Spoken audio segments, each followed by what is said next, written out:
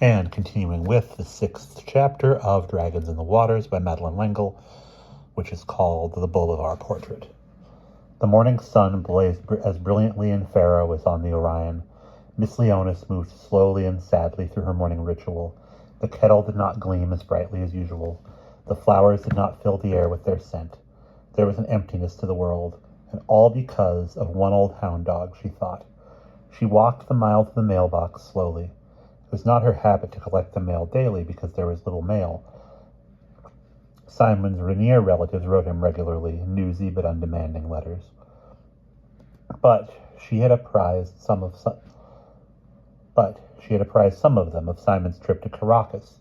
The box would undoubtedly be empty, but the walk would mitigate her loneliness. Usually Boz walked with her. In his youth, he had circled about her happily. In his old age, he had creaked arthritically along beside her. She could almost feel his presence. She opened the mailbox absently and pulled out a white envelope, without realizing that she had expected no mail. Then she came back into herself and looked at the envelope in surprise. It was from her bank, the bank where she had been known all her life, although for most of that life she had had little or no money in it. Whenever she sold a piece of silver or a bit of jewelry, she had deposited the money. The check Forsyth Fair had given her was one of the largest deposits she had ever made. She opened the letter from the bank. The check, they informed her regretfully, was not good. She reached out to steady herself on the mailbox. Forsyth Fair's check dishonored? It had, she searched for the phrase. It had bounced.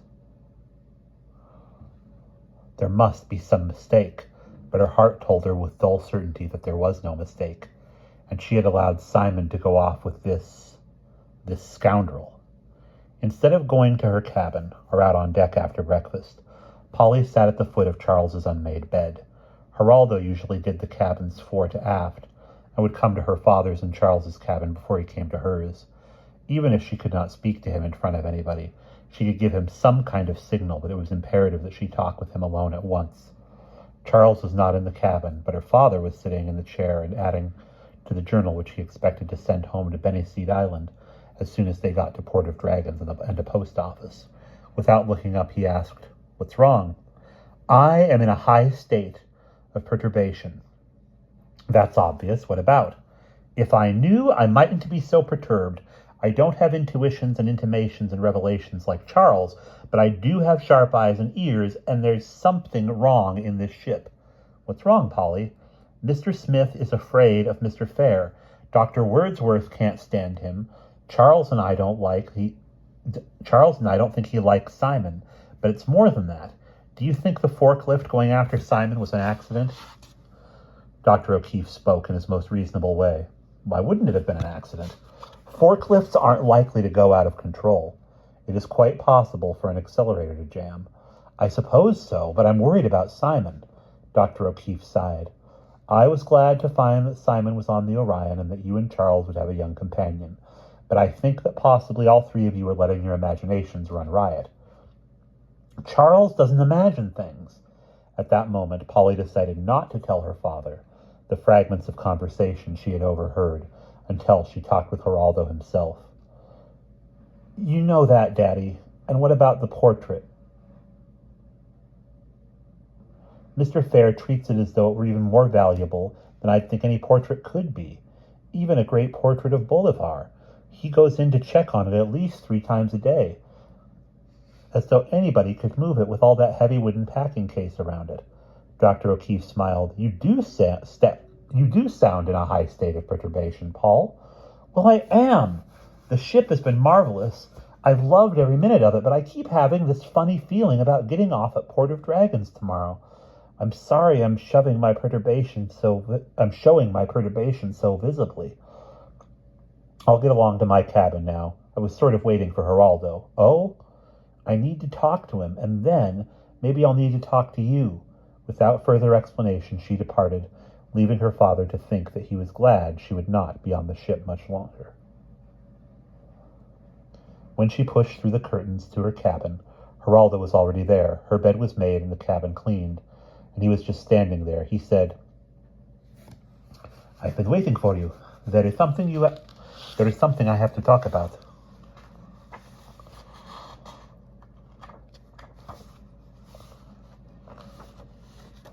After breakfast, Simon had followed Mr. Theo into the salon.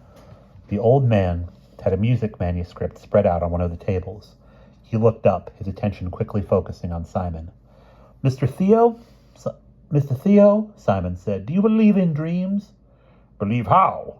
That they can predict the future? Not so much the future, the past. I don't mean that they predict the past, but that they can pick things up, things that have happened a little while ago and even a long time ago, Mr. Theo asked with interest. What have you been dreaming? I haven't. Charles has. Mr. Theo raised his bushy brows in question. He dreamed that he went to Pharaoh and he described things I'm sure I never told him. Like the dented copper kettle and the way Aunt Leonis talks to it. And then he dreamed about Dragon Lake, and he said that he checked in with Dr. Eisenstein, and she showed him a picture that was exactly like what he dreamed. What do you think, Mr. Theo? The old man threw back his mane. Charles is not, in my opinion, a romanticizer. I take dreams seriously, young Simon, possibly because in my dreams I am always young and I play the organ as Bach might have played it. Is that dreaming about the past? Not in the way you're implying. Charles dreams that sound... Not in the way that you're implying Charles dreams. That sounds to me more like ripples you see spreading out when you throw a pebble in a pond, or the way sound waves continue in much the same fashion. So it seems quite likely to me that there are other similar waves. Strong emotion, I would guess, either very good or very bad, would leave an impression in the air. And what about radio? That picks up sound, and television, sight. And a good radio or television set will give you brilliant sound or a clear picture, and a bad set will be fuzzy and full of static. Simon pondered this. You mean Charles may be like a very, very good set, and in his dreams he picks up things? I don't discount the possibility. Okay, then, Simon said. Neither do I. I'm sleepy this morning. Charles and Polly and I talked till midnight. I think I'll go have a nap. He left Mr. Theo and went out into the heat of the sun, stretched out in the shadow of a large crate, and went to sleep. He was deep in slumber when he felt a hand on his shoulder and somebody shaking him. He rolled over and saw Polly, not with Charles, but with Geraldo. Wake up, Simon, she said. Geraldo and I have to talk to you. The intensity in her voice woke him completely, and he sat up. Geraldo, too, looked solemn and anxious.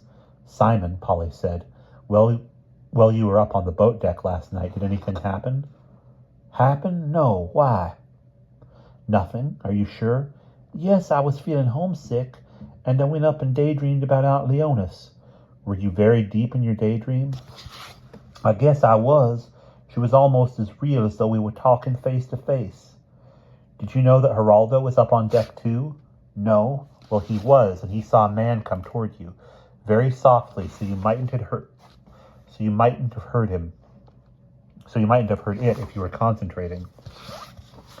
Geraldo said the man crept toward you, and then he put out his arms, and he was going to push you overboard. You were standing right between the lifeboat and the rail, weren't you? Right where the captain told us not to? Yes, but I had my hand on the rail, and the ship wasn't rolling. I was perfectly safe. You were right where somebody could give you one shove and send you overboard. Who would want to do that? I wish I knew, Polly said. You really didn't hear anything? No, I told you. Who was the man, then? Geraldo saw only his back. He had on a uniform hat, so he couldn't even see his hair. Geraldo ran across the deck and grabbed his arm, and the man was slippery as an eel and ran down the promenade deck and into the ship and vanished. That doesn't make sense. Nobody would want to push me overboard. Geraldo, are you sure you didn't dream it?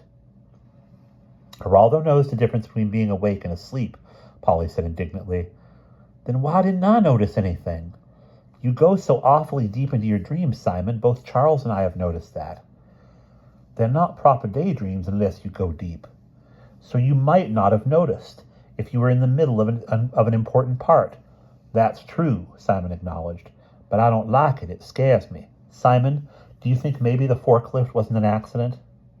Simon put his hands over his ears in an instinctive gesture of rejection. Stop! Don't talk like that! Polly's voice was low and intense. But if somebody's trying to kill you, No! Why would anybody want to kill me? There's no reason. I'm not important. No, Father, no! Geraldo spoke. The portrait of Bolivar.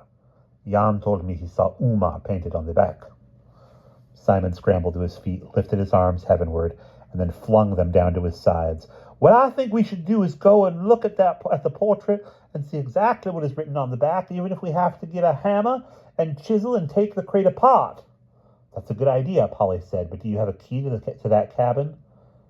No, I have all the keys, Geraldo reminded them. Good, Simon nodded. Now that he had made a decision to act, he was brusque and businesslike. Let's go, then. They went quickly to the galley. Geraldo opened the small cupboard where he kept the keys, each on its own labeled peg. He lifted his hand to the pegs in bewilderment. The key to cabin 5, the cabin with the portrait in it, was not in place. The key, it is gone.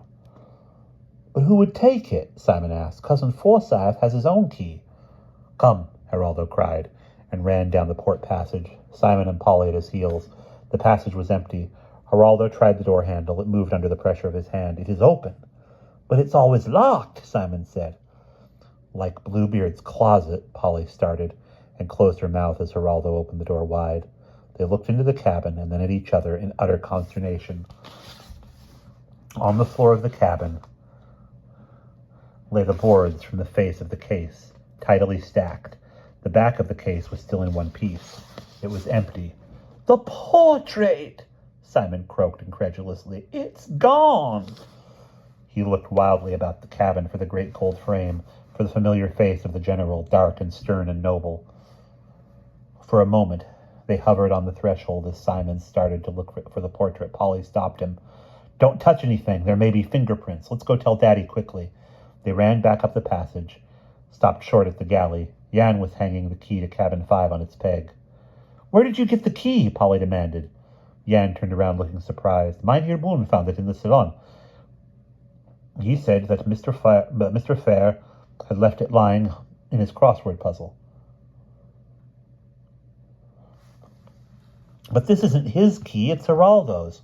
I know, Jan said, still looking surprised. I saw Mr. Fair, and he told me he had his key, so I came and looked on the board and saw that the key was missing. What is wrong?